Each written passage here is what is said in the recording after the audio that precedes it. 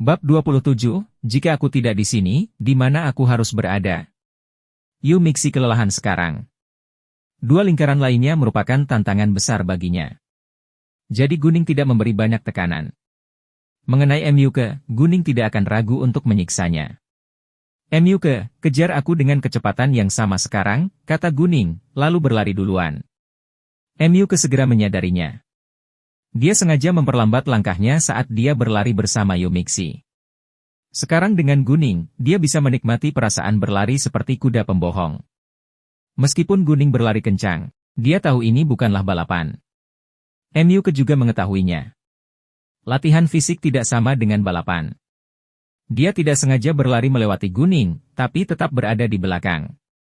Setelah berputar-putar, MUke mulai kehabisan napas. Dua lingkaran kemudian, MUke berjuang untuk bernapas. Setelah 3 putaran, MUke kelelahan dan secara bertahap ditinggalkan oleh Guning.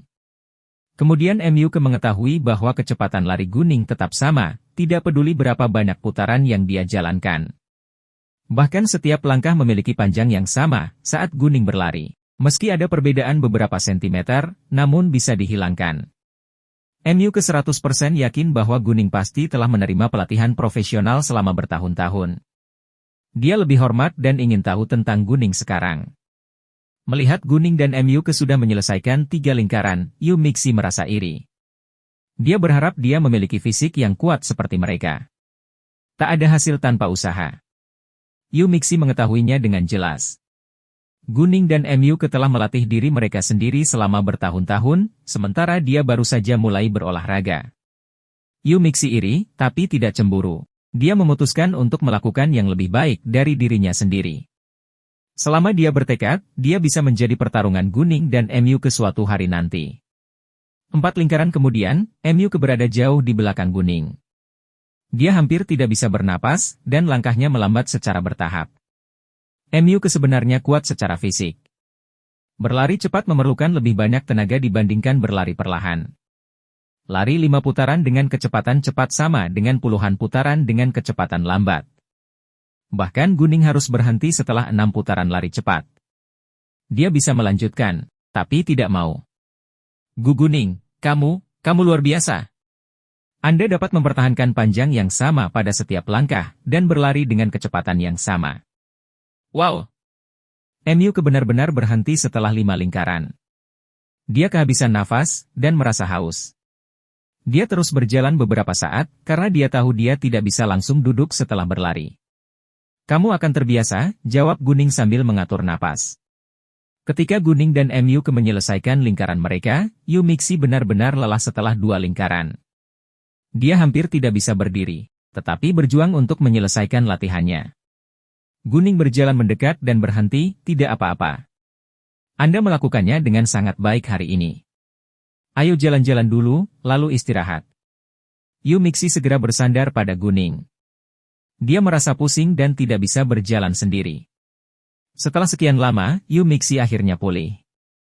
Guning mengeluarkan 2 botol air dari ranselnya, menyerahkannya kepada MUke dan Yu Mixi. Lalu dia mengambil botol lain untuk dirinya sendiri. Guning membeli udara dalam perjalanan ke lapangan sepak bola. Dia tahu mereka akan sangat membutuhkan udara setelah berlari. Terima kasih, MUke dan Yu Mixi berterima kasih kepada Guning. Mereka berdua segera membuka botolnya, dan menuangkan air ke dalam mulut mereka, seolah-olah mereka sudah berhari-hari tidak minum. Itu 5 menit dari kelas pagi. Mereka kembali ke kelas bersama. Mereka berencana untuk melanjutkan pelatihan mereka ketika mereka punya waktu luang. Xiao Feifei sedang dalam suasana hati yang baik hari ini. Dia berasumsi para preman yang dia pekerjakan telah berhasil melakukan apa yang dia minta. Meskipun dia belum menerima panggilan mereka, Xiao Feifei yakin Guning tidak mampu bertarung dengan beberapa pria. Mungkin para preman terlalu senang untuk meneleponnya. Feifei, apa yang terjadi? Kamu terlihat sangat senang hari ini. Tepat sekali, beritahu kami sekarang. Yang Yulu dan Wukinya tidak tahu apa yang diam-diam dilakukan Xiao Feifei. Mereka bertanya dengan rasa ingin tahu. Ini adalah kabar baik, tapi ini bukan saat yang tepat untuk memberitahukannya kepada Anda. Aku akan puas setelah kita menyelesaikan kelas hari ini, jawab Xiao Feifei. Meskipun Yang Yulu dan Wuqinya penasaran, mereka tidak berani memaksa Xiao Feifei untuk memberitahu mereka. Itu 2 menit dari kelas pagi. Semua orang ada di kelas, kecuali Guning dan Yu Mixi. Melihat Guning tidak ada, Xiao Feifei semakin yakin bahwa Guning sedang dalam masalah. Dia tersenyum lebar. Tapi selanjutnya, senyuman Xiao Feifei membeku di wajahnya. Dia bahkan tampak ketakutan. Itu adalah Guning. Dia muncul di pintu kelas. Guning tidak tahu apakah Xiao Feifei mengetahui kebenaran atau tidak. Dia hanya mengerti bahwa wajah Xiao Feifei pasti menarik ketika dia muncul. Jadi begitu Guning masuk ke dalam kelas, dia menatap Xiao Feifei. Melihat Xiao Feifei terkejut, Guning tahu Xiao Feifei tidak menyadari bahwa rencananya telah gagal. Guning, kenapa kamu ada di sini? Xiao Feifei melompat dari mejanya.